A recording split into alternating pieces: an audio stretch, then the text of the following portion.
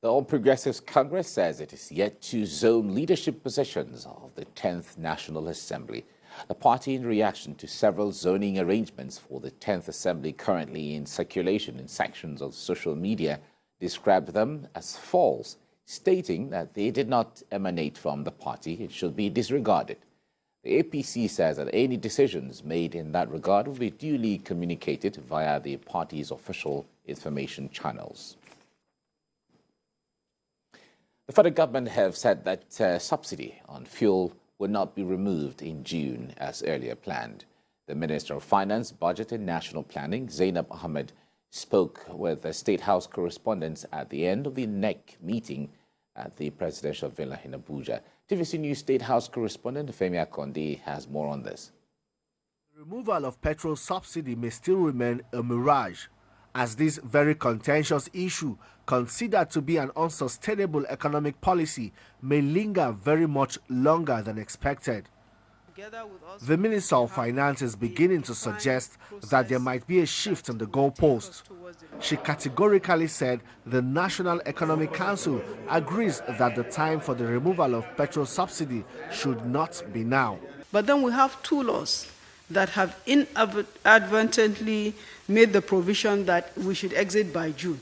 So if the committee's work, which will include the representatives of the incoming administration, determine that the removal can be done by June, then the work plan will be designed to exit as at June. But if the determination is that the period needs to be extended, it will mean that we will have, as a country, will have to revisit the Appropriation Act, for example, because the 2023 budget only made provision up to June.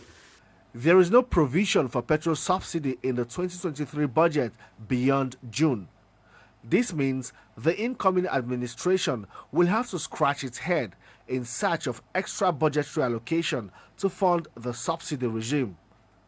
But in the interim, an expanded committee will be formed to determine when it is right to stop the subsidy on petroleum products. An extension in the deadline to remove fuel subsidy may be likened to postponing the evil day. But it will also bring respite to citizens who will directly feel the biting impact of this action. The National Economic Council meeting was not only about subsidy removal, but it was also a valedictory session for the advisory organ of the executive arm of government.